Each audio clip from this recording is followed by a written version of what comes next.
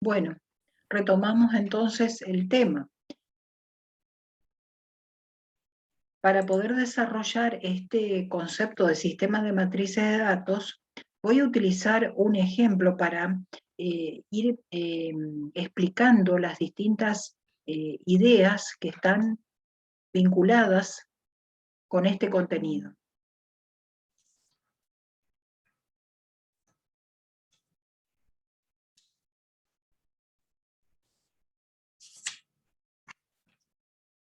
¿Se está viendo ahí?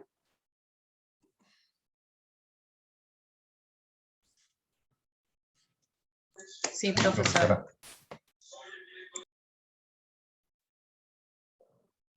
El supra. Nivel de anclaje.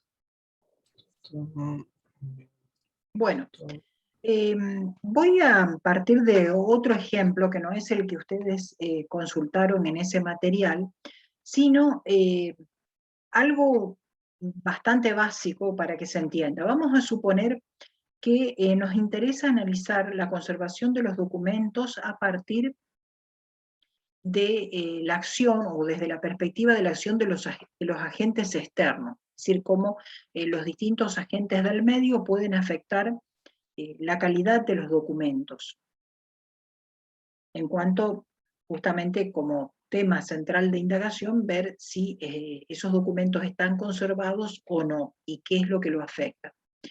Vamos a considerar que un sistema de matrices, como decíamos al principio, está integrado por distintos niveles ontológicos, es decir, lo que llamamos nivel supraunitario, nivel de anclaje y nivel subunitario son los distintos niveles en que se va entramando esa pirámide de distintos eslabones que están vinculados entre sí por estos procesos que decíamos antes de regulación y de construcción del dato científico. Todas aquellas cuestiones que hacen al eje central de lo que queremos indagar se relaciona con la pregunta principal de investigación. Cada uno de ustedes esbozó en el trabajo que han realizado una o dos preguntas centrales que hacen al problema principal. Esas preguntas principales definen lo que llamamos el nivel de anclaje. Es decir, que las matrices que están contenidas en esas preguntas y por ende en las respectivas también hipótesis sustantivas que buscan responderlo, van a implicar matrices que operan en este nivel de anclaje. Por eso precisamente se llaman de este modo, o mejor dicho, este plano ontológico se llama nivel de anclaje, porque la esencia o la cuestión central de lo que se quiere averiguar pasa por ese anclaje, por ese plano focal, y por ende las matrices que están en este nivel son las que van a determinar cómo se van a constituir las partes que integran, que se van a ver expresadas en este otro nivel más desagregado que es el nivel subunitario. Y a su vez, este nivel de anclaje de alguna manera va a estar inserto en un contexto, que es lo que decíamos hoy por ese principio de que todo lo que es en un contexto, o lo es en un contexto, donde habrá acá otra matriz que regula el comportamiento de esta otra matriz de anclaje, que en este caso tiene como unidad de análisis el documento o los documentos, o una población de documentos. Cuando hablamos de poblaciones, estamos haciendo referencia a un conjunto de unidades de análisis de la misma especie. no es necesariamente una población humana. Yo puedo tener una población de documentos, una población de conductas, una población de calificaciones, por ejemplo, del alumno, una población de expedientes. Si hay algo que no se entiende a medida que voy explicando, por favor pregunten. Entonces, yendo a los 4 elementos que definen la matriz del dato, ahora sí, entrando dentro de cada una de las matrices, yo he utilizado acá distintos colores para que se vaya entendiendo a qué estamos haciendo referencia. Si a mí me interesa analizar cuáles son los factores del medio, del contexto que condicionan la conservación o no de los documentos, por supuesto que la unidad de análisis, en este caso, es el documento o los documentos. ¿Por qué pongo una barra acá? Porque es indistinto. Yo puedo hablar de un documento o de los documentos de una población de documentos.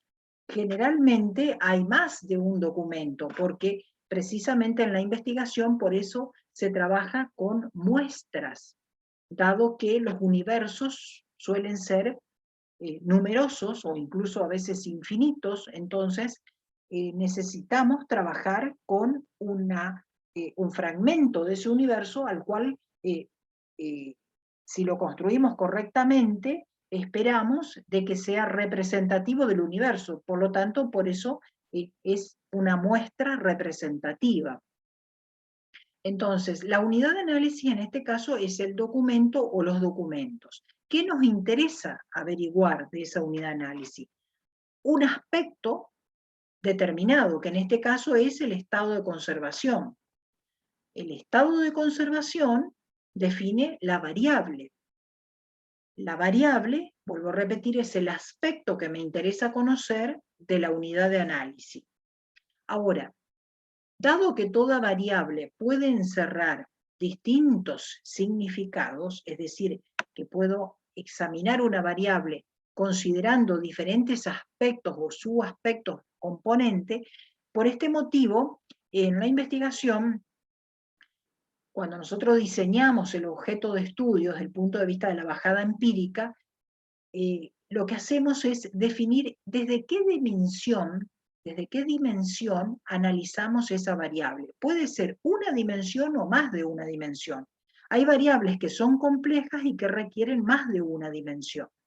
En este caso, nos vamos a detener en el mantenimiento de la calidad original del papel. Original, bueno, en el estado más prístino posible del papel, en el caso que sean documentos obrantes en determinada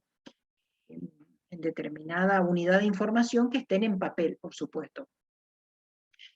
Entonces, la dimensión es el subaspecto de la variable que nos interesa analizar. Es decir, que en este caso nosotros nos vamos a detener en examinar esta dimensión y no otras a los efectos de este ejemplo, con el fin de que se entienda la lógica del sistema de matrices.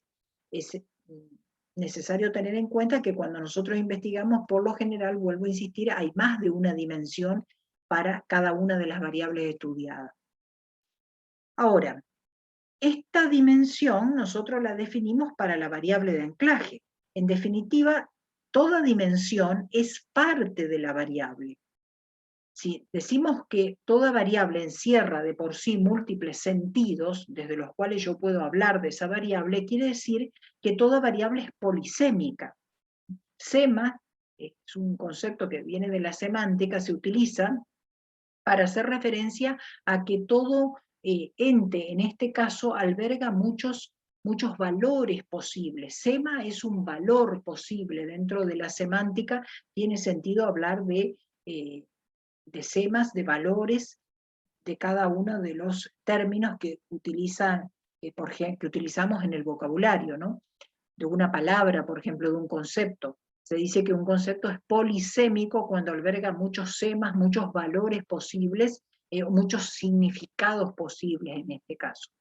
Entonces, la dimensión, ¿por qué está en rojo? Porque en definitiva es parte de la misma variable, es un aspecto específico de esa variable y no de otra.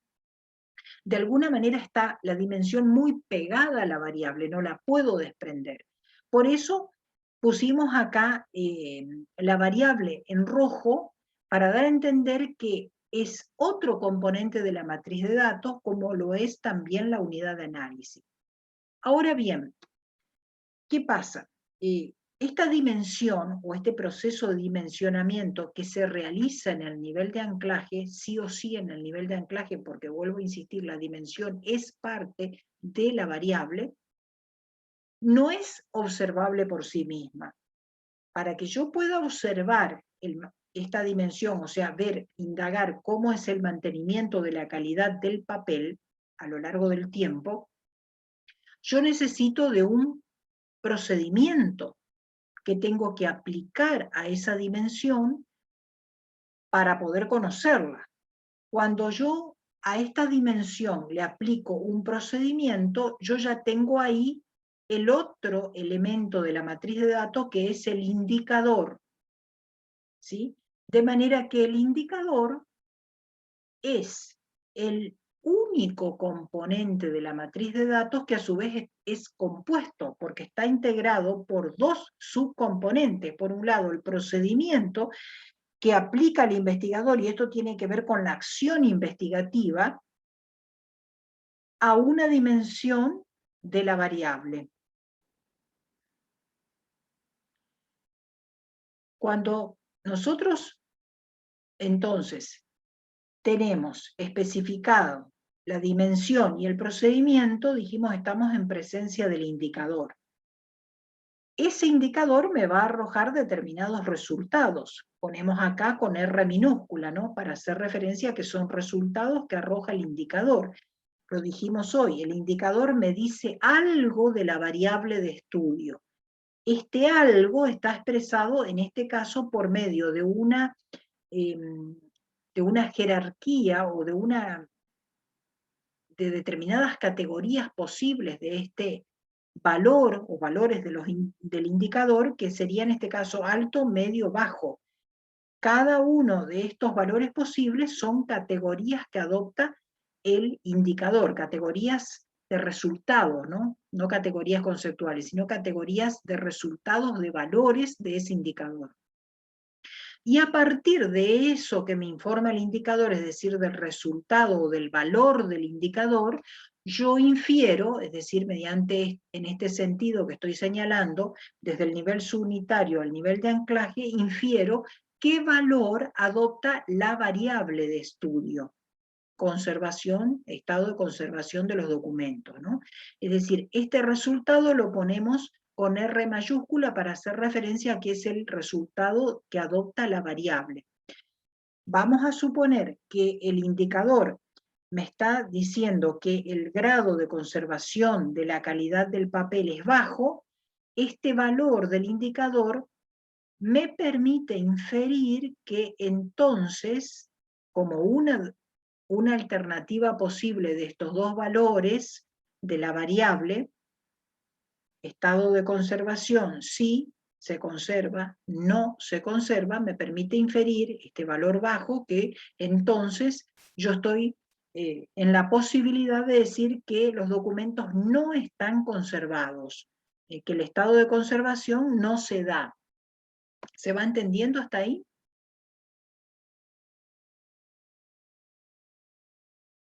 ¿Se va entendiendo?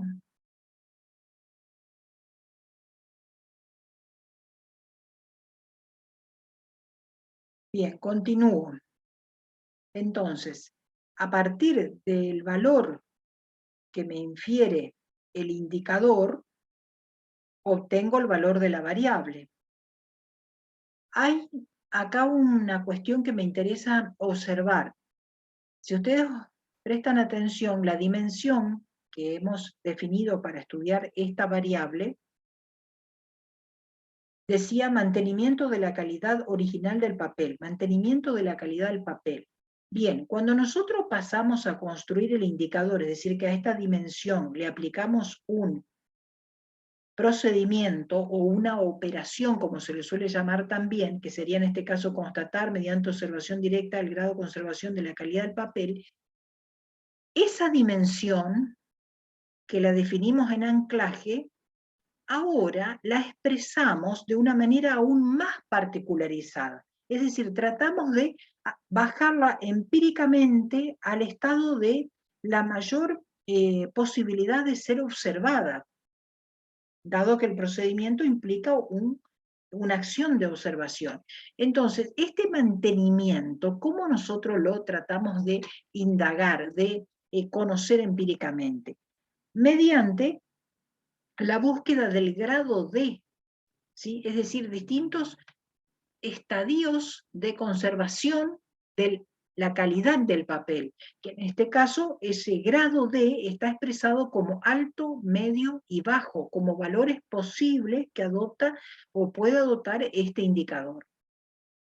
Esto que he señalado acá pintado en color celeste está hecho justamente intencionalmente para que nos diéramos cuenta de que toda dimensión, cuando pasa a este otro nivel subunitario donde ya operan los indicadores, generalmente adopta un grado de concretización mayor, que esto es lo que se corresponde con lo que nosotros denominamos el dimensionamiento de la variable de estudio.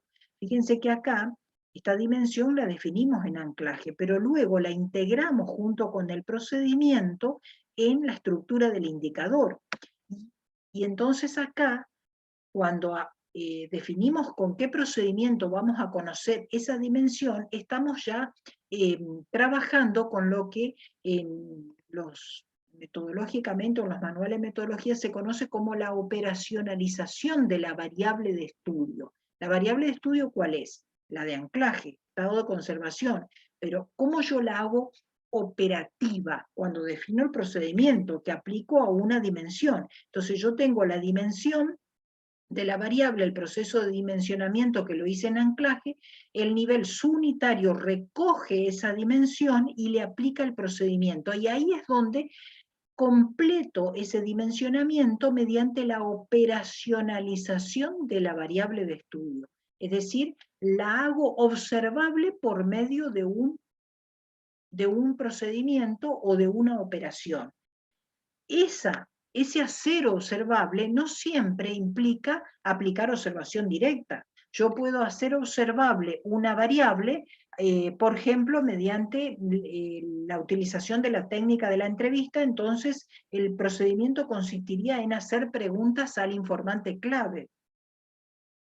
O puedo utilizar otra técnica, puedo aplicar un procedimiento químico, por ejemplo, o lumínico, depende de lo que se requiera para poder detectar cuál es la conservación del papel desde su estado original y la situación que presenta en la actualidad. Es decir, que ese hacer observable es parte de la operacionalización de las variables que están implicadas en ese objeto de estudio. Otra cuestión que quiero hacer ver acá es que cuando pasamos de la unidad de análisis, que es el documento, ¿no?, al nivel subunitario donde operan los indicadores, esta unidad de análisis ya no es el documento, sino otra. Yo acá lo he puesto con signos de interrogación simplemente para motivar la reflexión en ustedes, ¿no? Porque cuando yo estoy aplicando el indicador, ¿cuál sería acá? ¿Cuál podría ser una unidad de análisis? No ya todo el documento, sino el fragmento o tal vez la minúscula parte a la cual le aplico un procedimiento técnico para detectar qué tipo de calidad resguarda ese papel, si es que conserva esa calidad original o no la conserva. Es decir, que la unidad de análisis sería un fragmento del material, papel, del documento que estamos analizando. Y también aparece acá como una incógnita al nivel supraunitario. Es decir, lo he puesto así simplemente para que ustedes prosigan con la reflexión. Si nosotros dijimos que todo nivel de anclaje está condicionado por un contexto, que sería en este caso supraunitario, es decir, por encima de la unidad de sentido que me representa la matriz o las matrices de anclaje, siempre hay matrices contextuales a anclaje. o sea, supraunitarias. En este caso, ¿cuál podría ser una unidad de análisis y una variable del nivel supraunitario? Una institución Por ejemplo, la institución. y un archivo de esa institución, por ejemplo. Por ejemplo, entonces la institución y, por ejemplo, la organización del archivo, porque a lo mejor, como variable, a lo mejor el archivo no es un problema en sí, sino la forma en que está organizado, que a lo mejor deja expuesto a determinado tipo de agentes externos, por ejemplo, a la entrada de roedores, y hace que esos documentos se deterioren. También podemos tener otra unidad de análisis más integradora incluso que el archivo, que puede ser, por ejemplo, el barrio donde está instalado ese archivo. Si es un barrio X, yo tengo ahí como unidad de análisis el barrio X, ¿no? Y la variable, ¿cuál sería? Las condiciones ambientales del barrio.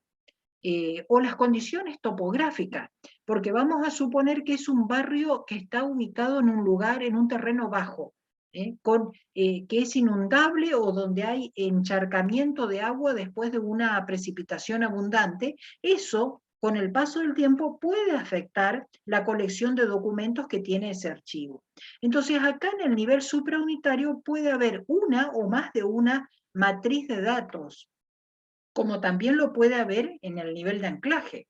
Es decir, este ejemplo que estoy mostrando es algo rudimentario, lo más mínimo, para que se comprenda la lógica del sistema de matrices. Voy un poquito rápido porque no quisiera que se me termine el tiempo y después quiero hacer algunas consideraciones de cómo continuamos con relación a este contenido del seminario.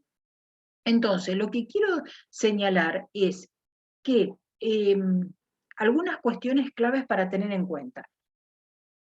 Siempre hay 4 elementos constitutivos de la matriz del dato, ¿no? Fíjense que acá tenemos la unidad de análisis, yendo al nivel de anclaje, ¿no? Unidad de análisis, los documentos, la variable, estado de conservación, la dimensión no es otro componente del dato porque dijimos que es parte de esta misma variable, ¿no? Es un subaspecto de esa variable. Entonces tengo un elemento, 2 elementos, 3 elementos, que sería el resultado o el valor que adopta esta variable, por eso lo puse en este mismo nivel, resultado en relación a la variable, y luego, ¿qué pasa? Ahora les pregunto, ¿dónde está el cuarto elemento? Julio lo mencionó hoy. ¿Dónde lo ven ustedes al otro elemento de esa matriz?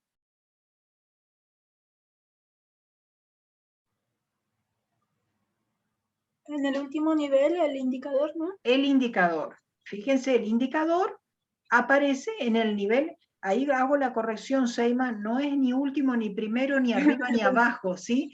Porque esto de arriba y abajo es una cuestión didáctica, de cómo nosotros esquematizamos algo para poder entenderlo, pero piensen que esto es algo, digamos, una lógica que estructura nuestra comprensión de la realidad, por lo tanto, opera más a nivel del pensamiento. Entonces yo lo tengo que entender a esto como más desagregado, esta matriz del nivel subunitario es más desagregada que el nivel de anclaje.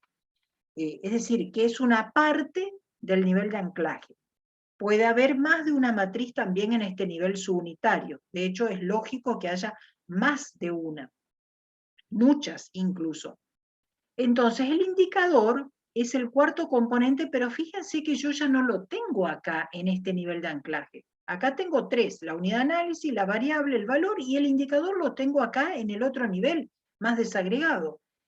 El hecho de que lo tenga acá, en este otro nivel, me pone en evidencia que la lógica constructiva del sistema de matrices es dialéctica, porque este cuarto elemento, como les decía hoy al inicio de la clase, está trabado en el otro nivel. Es como una cuña que se mete en este nivel más desagregado, porque si no estuviese el indicador acá, no habría forma de conocer esta variable.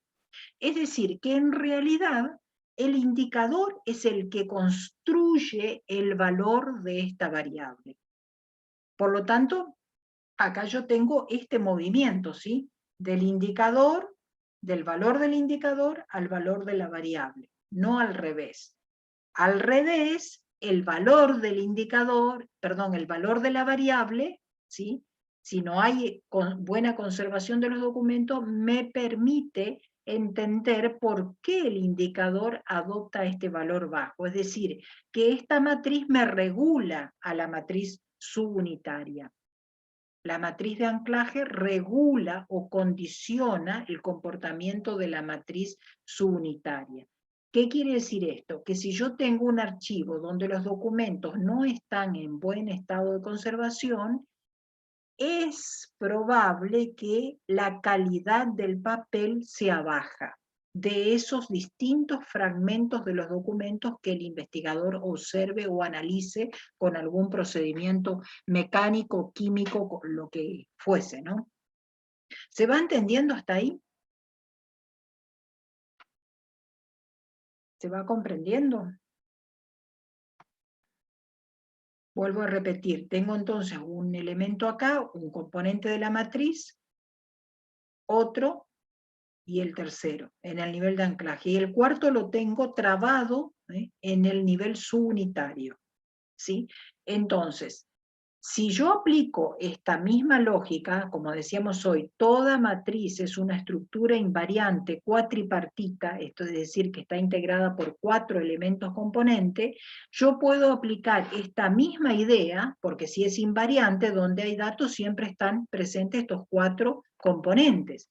Ahora, yo les pregunto, ¿qué pasa en el caso de esta matriz subunitaria? ¿Dónde están esos componentes? Yo, ¿qué es lo que identifico? Identifico una dimensión. ¿Esta dimensión de dónde vino? De la dimensión de la variable de anclaje, ¿sí? Cuando acá esta dimensión pasa a ser parte del indicador junto con un procedimiento, ¿qué ocurre? Esta dimensión deja de ser ya dimensión para pasar a ser variable de otra unidad de análisis más desagregada. Recuerden que acá nosotros habíamos dicho que la unidad de análisis es cada fragmento de papel que el investigador analiza, ¿sí? Por lo general no vamos a analizar todo el documento, analizamos un fragmento, si no la tarea de investigación se hace interminable. Por eso se trabaja con muestras. Acá en este nivel subunitario, el investigador va a estar trabajando con una muestra de fragmentos y por lo tanto con una parte del universo de análisis. Entonces yo tendría acá unidad de análisis, fragmento del papel. Esto que aparece especificado como dimensión acá en rojo, ¿por qué está en rojo? Para significar que cuando nosotros estamos en esta matriz subunitaria, esto que está en rojo, que es la dimensión, en realidad no es dimensión de esta unidad de análisis, sino que es la variable misma de esta unidad de análisis más desagregada, es decir, del fragmento de papel que estoy analizando. Ya no estamos hablando del estado de conservación, estamos hablando de el grado de preservación de la calidad prístina del papel. Es una variable de qué, no del documento así, sino del fragmento que analizamos. Por lo tanto, tengo un componente del dato acá, la unidad de análisis, la dimensión que dijimos pasa a ser variable de esta unidad de análisis más desagregada, o sea, el segundo componente. El tercer componente es el indicador, ¿sí? Es el indicador. Y el cuarto componente, ¿cuál es? De esta matriz subunitaria. El valor, profesora. El valor, que en este caso es bajo, ¿sí? Fíjense que acá se vuelve a repetir nuevamente entonces la estructura cuatripartita del dato. Vuelvo a repetir la unidad de análisis, la variable, que es la misma dimensión que vino de anclaje, pero como está operando en una unidad de análisis más desagregada, pasa a ser variable, el indicador y el valor. Bien, y nos queda el nivel supraunitario. Yo les dije hoy, acá podemos definir una unidad de análisis y una variable. Vamos a suponer que tomamos, a ver cómo, no sé, decía Lucía, la unidad de análisis es el archivo. Elisa dio el ejemplo, pero dijo sí perdón, Elisa, el archivo. Sí, por decir un ejemplo, el Bueno, archivo. bien, El el archivo archivo- puede ser una colección también, Bien. dentro del archivo como otra. Bueno, vamos a suponer que decimos que la unidad de análisis es el archivo, ¿no? Y la variable, por ejemplo, la organización. ¿Sí? Organización se entiende que es del archivo, o organización del archivo, lo ponemos así, u organización y es lo mismo. Yo tengo la variable, ¿sí? Pero, ¿qué pasa? Nosotros dijimos hoy que el proceso de dimensionamiento de toda variable siempre opera a partir del nivel de anclaje, es decir, se dimensionan las variables del nivel de anclaje, como también es otra verdad de perogrullo de que los indicadores siempre operan en el nivel subunitario del dato, es decir, el nivel más desagregado. Ahora, si estas dos variables, estos dos principios son invariantes, es decir, siempre se da lo mismo, solo se dimensionan las variables a nivel de anclaje y los indicadores siempre operan a nivel subunitario, yo les pregunto, en el nivel supraunitario, yo tengo la unidad de análisis, el archivo, tengo como variable la organización del archivo, tengo dos componentes en definitiva de la matriz del dato, ¿dónde están los otros dos?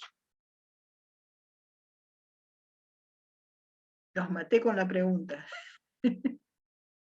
¿Dónde estarían los otros dos componentes del dato? Es decir, ¿qué me estaría faltando? El indicador y el valor que adopta esa variable organización del archivo.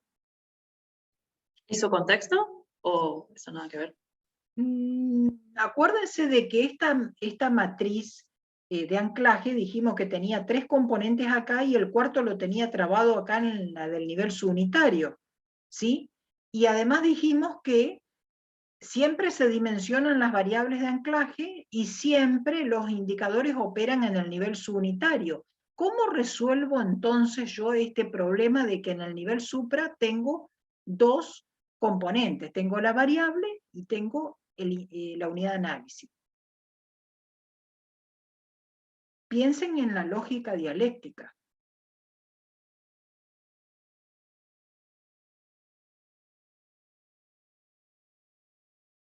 Cuando yo esté trabajando acá, no ya con el documento, ni con el fragmento de un documento, ni nada por el estilo, sino que esté trabajando con el archivo, ¿sí? Analizando el archivo, la organización, etc.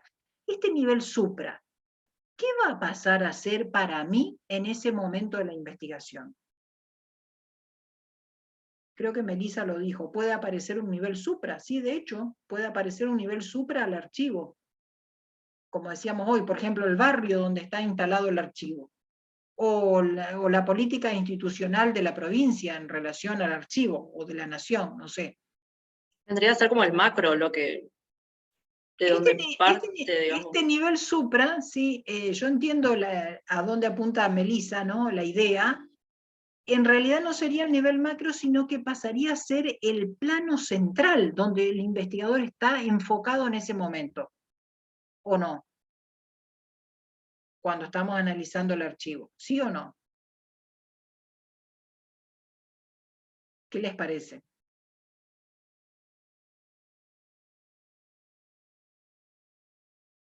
¿Les parece que pasaría a ser esto el plano central? ¿El nivel supraunitario cuando estamos trabajando, analizando el archivo? Sí, profe. Bien, entonces acá, este nivel supraunitario en ese momento de la investigación funciona como anclaje. Si funciona como anclaje, quiere decir entonces que yo a esta variable, organización del archivo, tendré que dimensionarla, tendré que definir un indicador para medir la variable y entonces me va a saltar otra matriz subunitaria que en definitiva me va a permitir conocer esta variable de lo que acá aparece como nivel supra, pero que en ese momento va a ser otro nivel de anclaje, por decirlo así. Una vez que yo defina esa otra matriz subunitaria y obtenga el valor de la variable de este nivel acá, supraunitario según este esquema, yo dejo, ¿no es cierto?, la dejo de lado a esa matriz que me sirvió para definir el valor de esta variable y retorno a mi nivel de anclaje original. Por eso se llama anclaje, ¿sí? Porque es mi punto de amarre de la investigación. Yo no tengo que perder de vista las preguntas centrales que me planteé, que me definen mi objeto de estudio, la esencia de mi objeto de estudio. Entonces, una vez que yo defino esta variable y el valor que adopta esa variable simplemente para entender por qué los documentos tienen tal o cual estado de conservación, directamente la dejo de lado a esa, digamos, matriz subunitaria ad hoc que generé, como ayuda para poder conocer esta variable a nivel supra, y retorno a mi nivel de anclaje. Es decir, que incluso acá en este nivel supraunitario están presentes los 4 elementos invariantes del sistema de toda matriz de datos. Entonces, para ir cerrando este tema, porque ya me va quedando poco tiempo, es importante tener en cuenta que donde hay datos científicos hay una matriz invariante que tiene 4 componentes. Pero a su vez, donde existe un objeto de estudio que está siendo develado, estudiado, analizado en una investigación, no hay una única matriz, sino un sistema de matrices que están vinculadas entre sí, ya sea por movimientos o por procesos de construcción, que en el esquema sería, para que se entienda, de abajo hacia arriba, ¿sí? Desde el nivel sub hacia el nivel de anclaje, del nivel de anclaje hacia el nivel supraunitario, que en realidad sería desde lo menos integrado a lo más integrado. Fíjense que anclaje sería menos integrado que el nivel supraunitario. Por eso siempre es desde lo menos integrado a lo más integrado, desde lo menos integrado a lo más integrado. Eso serían los movimientos de constitución o de construcción del dato. En cambio, los movimientos de regulación o de condicionamiento que me permiten entender el sentido del nivel de anclaje o del sentido del nivel subunitario siempre se dan a la inversa, es decir, de las matrices más integradas, que acá ustedes las ven arriba, hacia las menos integradas que van apareciendo debajo. Supraunitario regula anclaje y anclaje regula a cada matriz del nivel subunitario. Bien, ¿se entendió más o menos este tema? No es tan sencillo por ahí de entender la lógica dialéctica, pero bueno, esto es lo que tenemos que ir despejando en cuanto a al diseño del objeto de estudio implicado en cada una de las investigaciones, ¿no? Sí, si me quedo sin tiempo, voy a generar otra reunión porque necesito hacer unas aclaraciones para ver cómo continuamos, ¿no? Sí, Melissa. Mi consulta es, en el ejemplo que usted nos dio, del grupo etario, de 18 a 30 años, que es el tema del delito, ¿cuál me podría decir usted es el nivel subunitario? Porque yo acá en el ejemplo tengo el nivel de anclaje y el nivel subunitario, y estaba tratando de... El nivel supra, bueno, claro, fíjense que ahí sí. se habla de las villas de emergencia, de los barrios, digamos, con condiciones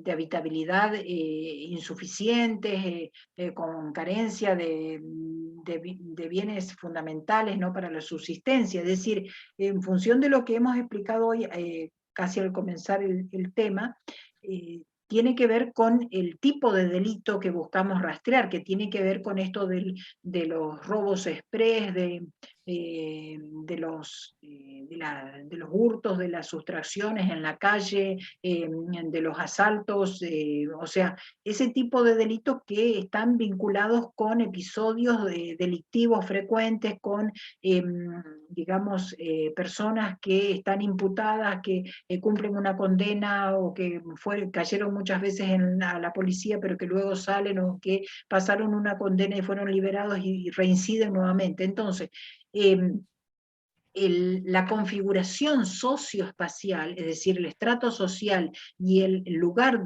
donde se da la habitabilidad de estas personas, generalmente implica determinados lugares de residencia. Es muy difícil que alguien que viva en un country se dedique a robar en la vía pública carteras. Si hay otro tipo de delitos, quizás tenga que ver con otro tipo de robos que puede consistir en la malversación de fondos públicos o bien negocios fraudulentos de millones de dólares, ¿no?